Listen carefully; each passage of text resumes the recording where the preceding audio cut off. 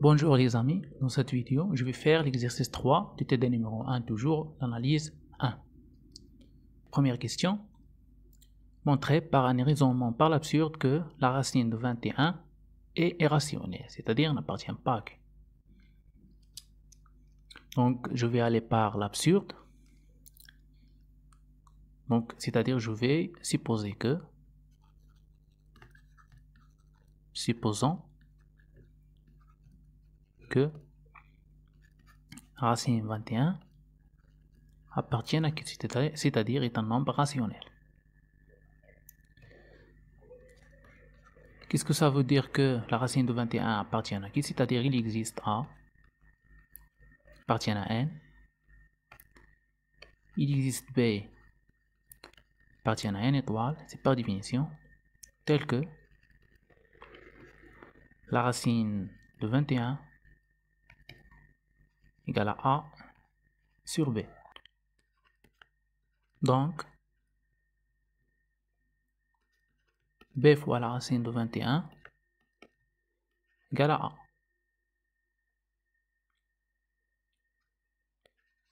Alors que B carré fois 21 égale à A carré. Ce qui implique que 7 fois 3 fois B carré égale à A carré. Ce qui implique que 3, je vais choisir 3, ou bien 7, c'est la même chose. Donc on choisit 3, donc 3 divise A carré. Or, 3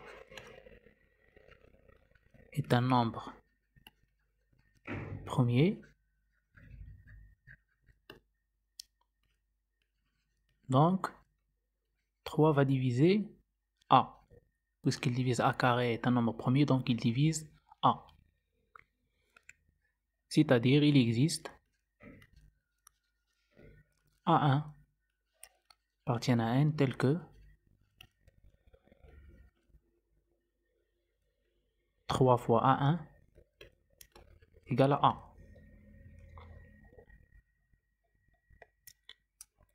Donc, je remplace dans B carré fois 21 égale à A carré. J'aurai quoi? J'aurai A carré, c'est 3A1 au carré égale à B carré fois 21. Ce qui implique que 9A1 au carré égale à B carré fois 21.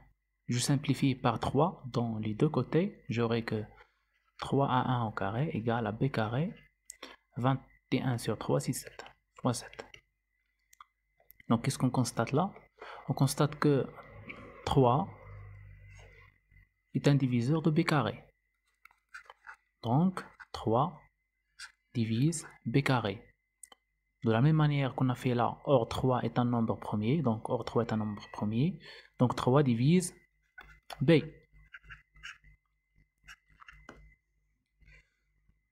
Donc on a là 3 divise A, et là aussi 3 divise B, donc 3 divise A et B. Ce qui implique que le plus grand diviseur commun de A et B est différent de 1. Ce qui est absurde.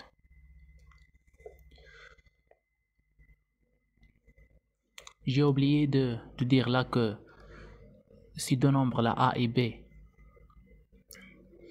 doivent être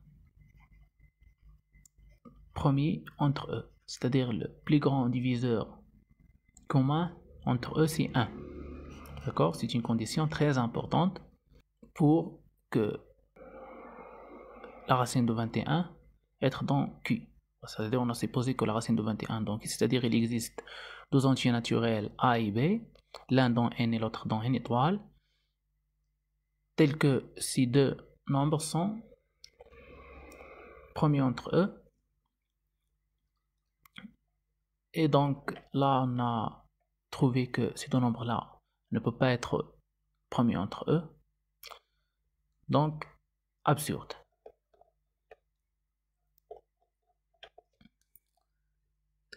Ce qui implique que la racine de 21 n'appartient pas à Q. Donc on passe à la deuxième question.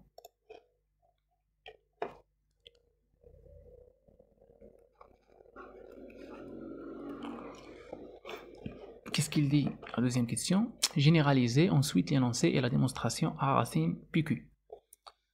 Donc on va essayer de trouver une généralisation de cet exemple-là. D'abord, on constate que la racine de 21 est égale à la racine de 7 fois 3.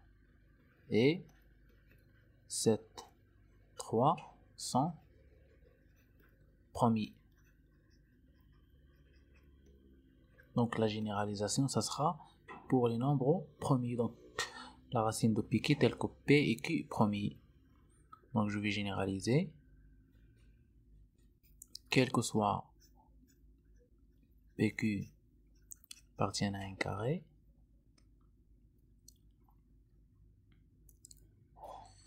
Tel que P, Q sont premiers. Alors,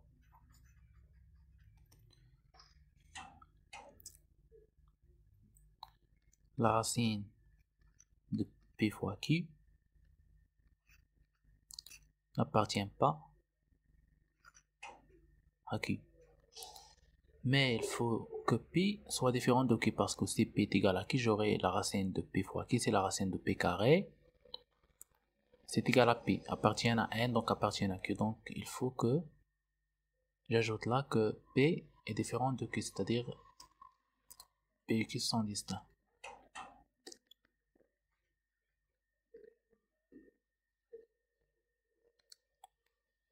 Premier et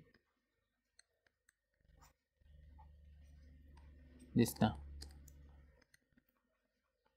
Alors, la racine de P qui n'appartient pas à Q, c'est-à-dire d'un nombre irrationnel. Donc je vais démontrer cette généralisation. Ça sera de la même manière qu'on a fait pour la première question, pour la racine de 20, pour montrer que la racine de 21 est irrationnelle. Donc, par l'absurde, je suppose que la racine de PQ appartient à Q. C'est-à-dire que il existe A appartient à N, il existe B appartient à N étoile, tel que la racine de PQ égale A sur B. Et A et B sont premiers entre eux, c'est-à-dire le plus grand diviseur commun, c'est 1. Donc j'aurai que A égale à B fois la racine de PQ.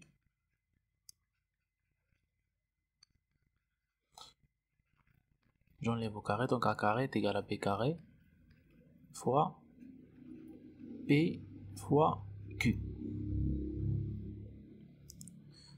Donc là, je constate quoi? Je constate que P et Q divisent A carré. Je choisis par exemple P, c'est la même chose, donc soit P soit Q, donc je choisis P, donc P divise A carré. Or, qu'est-ce qu'on a dit pour P? P est un nombre premier, parce qu'on a supposé que P et Q sont premiers, donc P premier, et P divise A carré, donc P divise A. Or, P est premier,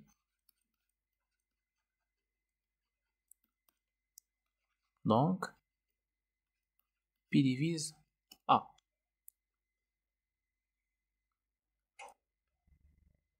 C'est-à-dire, qu'est-ce que ça veut dire P divise A? C'est-à-dire il existe A1, un élément de N, tel que A égale P fois A1. Donc je remplace la valeur de A, là, dans cette égalité. Qu'est-ce que j'aurai? J'aurai P fois A1 au carré, égale à quoi? Égale à P carré fois Pi fois Q. Donc, j'aurai quoi? J'aurai P carré fois A1 au carré égale à P carré, B carré fois P fois Q. Je simplifie par P. P carré, il me reste P fois A1 au carré égale à B carré. J'enlève le P, il me reste Q. Qu'est-ce que je constate là? Je constate que P divise B carré fois Q. Donc P divise B carré fois Q. Or, P et Q, ce sont des nombres premiers, donc ils sont premiers entre eux. Donc je vais écrire P divise B carré fois Q. Et P et Q sont premiers, donc P et Q sont premiers entre eux. Alors, P divise B carré. Or, P est premier. Or, P est premier. Donc, P divise B. Donc là, j'ai trouvé que P divise A. Et là, j'ai trouvé que P divise B. Donc, d'après 1 et 2, j'aurai que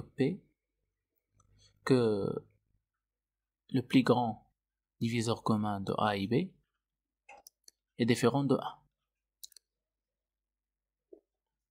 Parce qu'on a P divise A et B, et P est différent de 1 parce qu'il est un nombre premier.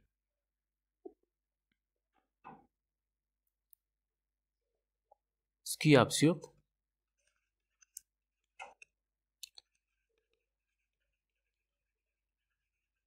d'après l'hypothèse qu'on a que A et B sont premiers entre eux.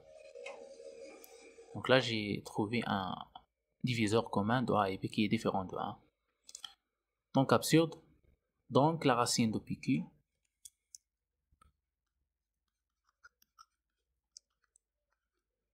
n'appartient pas à Q. Et c'est ça la généralisation de la question 1. Je passe maintenant à la troisième question qui dit: est-il vrai que pour tout entier naturel n, la racine n n'appartient pas à qui sauf si n est un carré parfait?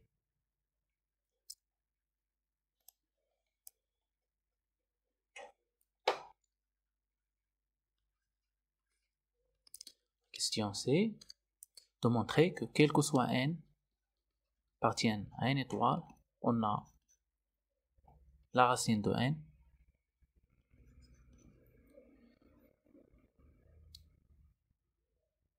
est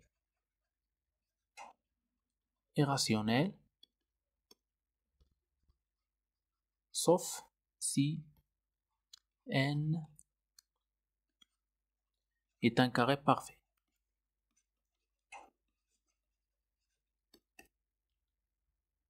Donc, je vérifie. Si n est un carré parfait, c'est-à-dire, donc si n est un carré parfait, donc il va exister un élément A de n tel que n égale à A carré. Donc, la racine de n égale la racine de A carré égale à A, parce qu'A appartient à n positif, qui appartient à n, et donc appartient à Q.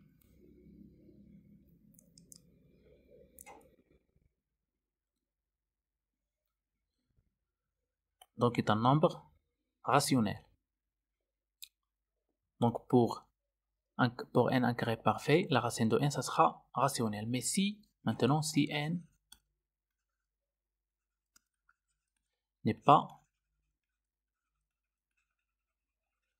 un carré parfait,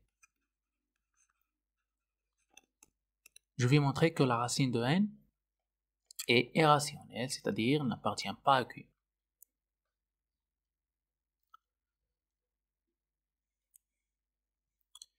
Je vais écrire d'abord n sous la forme A1 à la puissance M1 fois A2 à la puissance M2 fois A3 à la puissance M3 jusqu'au fois AK à la puissance MK, tel que les AI de I allant de 1 jusqu'au K sont des nombres premiers.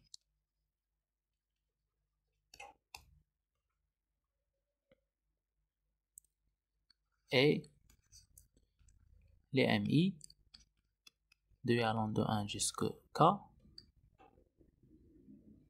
sont supérieurs ou égaux à 1.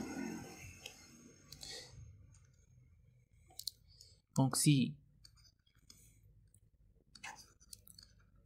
les MI de I allant de 1 jusqu'au K, ce sont des nombres pairs, sont pairs, donc n est un carré parfait. D'accord?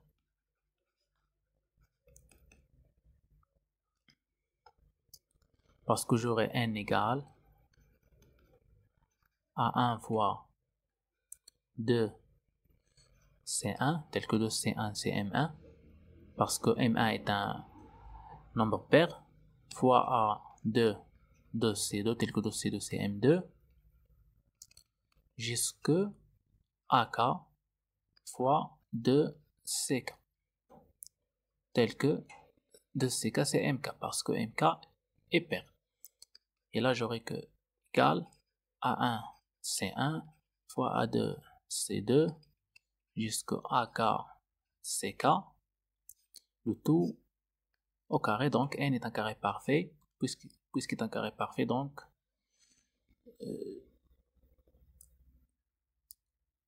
est un nombre rationnel. La racine de n est un nombre rationnel. Mais ce n'est pas le cas parce que maintenant je suis dans le cas de n n'est pas un carré parfait, donc je ne peux pas avoir ce cas-là. Tous les m sont pairs, parce que je suis dans le cas de n n'est pas un carré parfait, et si j'ai pris tous les m sont pairs, j'aurai que n est un carré parfait, donc je ne peux pas avoir ce cas-là. Donc je suis nécessairement dans le cas où il existe un i tel que mi est impair. Donc il existe, forcément il existe i appartient à 1 jusqu'au k tel que mii impair. Il peut exister d'autres, mais il faut au minimum qu'il existe un qui est impair. Donc je suppose que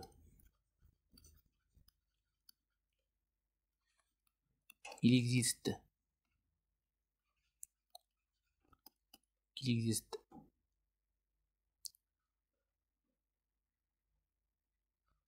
R éléments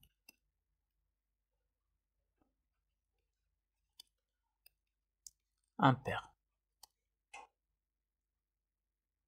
tel que R est supérieur ou égal à 1, parce qu'il faut exister au minimum 1, et inférieur ou égal à K, le nombre des mi. Donc il existe R éléments impairs. Donc j'aurai que n égale à quoi? Égale à 1 fois A1 à la puissance M1 fois A2 à la puissance M2 jusqu'au AK à la puissance MK. J'ai rien fait, j'ai coupé la valeur de N. C'est égal à quoi? Donc, j'ai R élément qui est impair. Donc, pour les éléments qui sont pairs, ils me donnent un carré parfait. Donc, j'aurai L au carré, tel que L égale le produit de I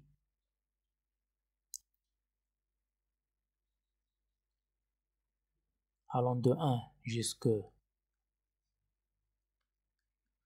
K moins R,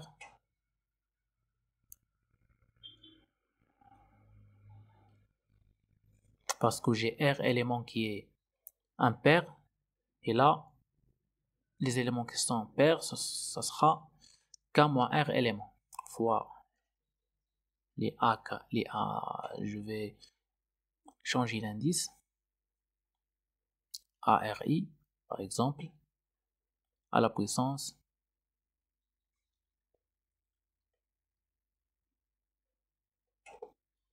MRI, M indice RI. Et ces MRI là sont pairs bien sûr.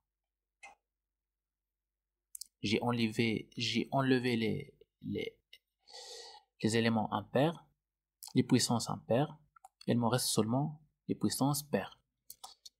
Et ça, bien sûr, ça sera un carré parfait, c'est-à-dire est égal au produit de ARI, de A indice RI,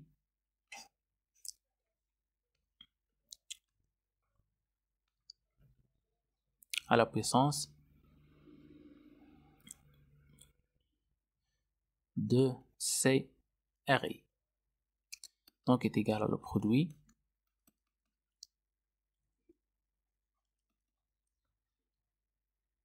de I allant de 1 jusqu'à K moins R de ARI puissance CRI. Le tout au carré.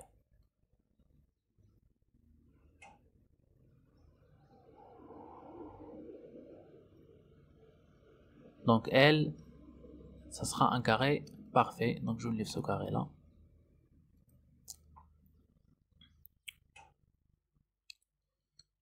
Je le note.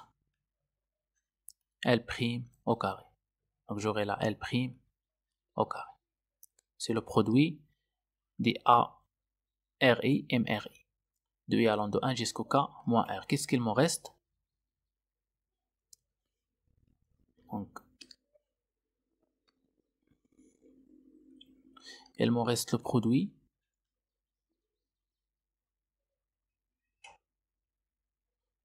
de I allant de K moins R plus 1 fois jusque K. Des A RI fois à la puissance M RI. Donc N sera égal à L' au carré fois ces MRI là qui restent, ce sont impairs. Donc voilà les paires de I allant de 1 jusqu'au K moins R. Donc il me reste R élément pair et R élément impair, pardon. Ce sont là de K moins R plus 1 jusqu'au K.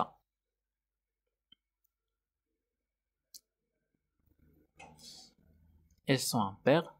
Donc les MRI seront écrits sous la forme suivante. Donc produit de I allant de K moins R plus 1 jusqu'au K fois les ARI puissance MRI, ça sera 2 fois TRI plus 1. Pardon, c'est plus 1 parce que ce sont des éléments impairs. Et ceci égale bien sûr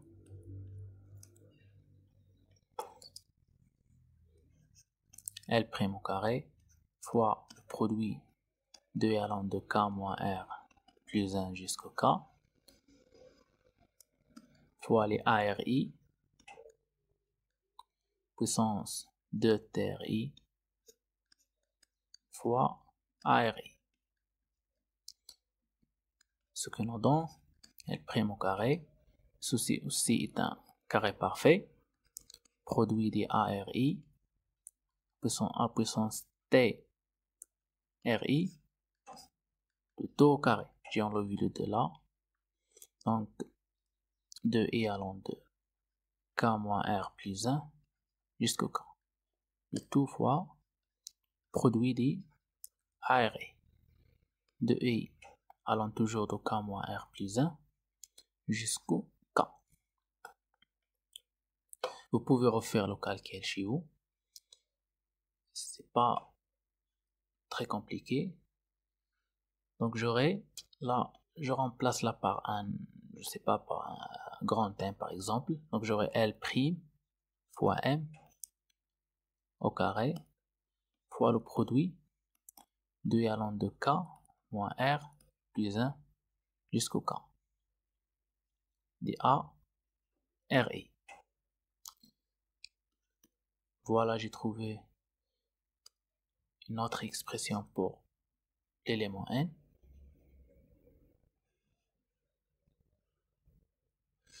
Pardon.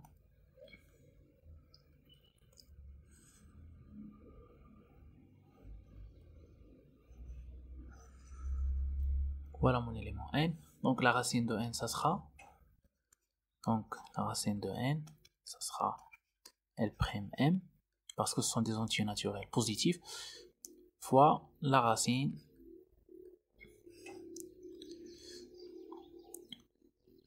du produit de I allant de K moins R plus 1 jusqu'au K des ARI.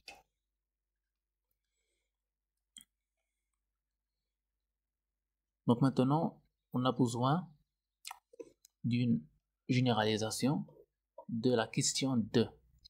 C'est-à-dire, dans la question 2, on a montré, on a généralisé, c'est-à-dire la question 1 dans la question 2, mais je vais encore généraliser la racine PQ à la racine d'un produit des éléments premiers.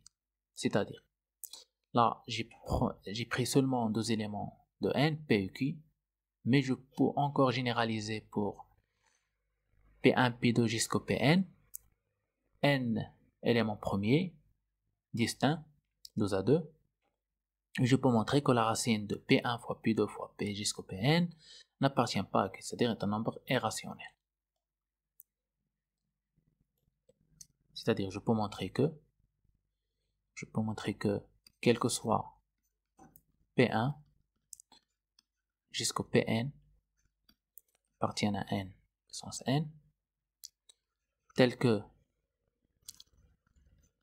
les PI de I allant de 1 jusqu'à N sont premiers et distincts.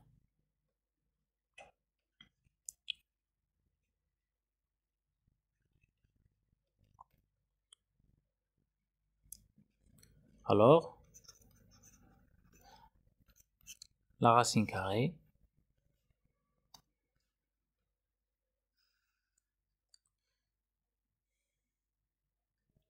du produit de I allant de 1 jusqu'à N des PI n'appartient pas à Q. C'est un nombre irrationnel si les PI se sont premiers et distincts 2 à 2. Là, je vais ajouter 2 à 2 distincts.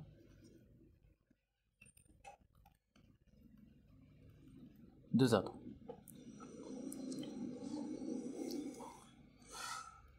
On peut l'admettre comme un résultat. Donc, ce résultat-là, je vais l'utiliser ici, c'est-à-dire, j'aurai les ARI, ce sont des éléments premiers et distincts, 2 à 2. Donc, la racine de leur produit n'appartient pas à Q. Donc j'aurai ce nombre-là n'appartient pas à Q. Et ce nombre-là appartient à Q, appartient à N, et donc appartient à Q. Produit d'un élément appartient à Q et un élément n'appartient pas à Q, nous donne un élément qui n'appartient pas à Q. Et comme ça, j'ai montré que la racine carrée de N n'appartient pas à Q, sauf si N est un carré parfait. Donc, la réponse de la question 3 est oui. C'est-à-dire, il est vrai que pour tout entier naturel N, la racine N n'appartient pas à Q, c'est-à-dire un nombre irrationnel, sauf si N est un carré parfait. Et comme ça, on a terminé là l'exercice 3. Merci pour votre attention et au revoir.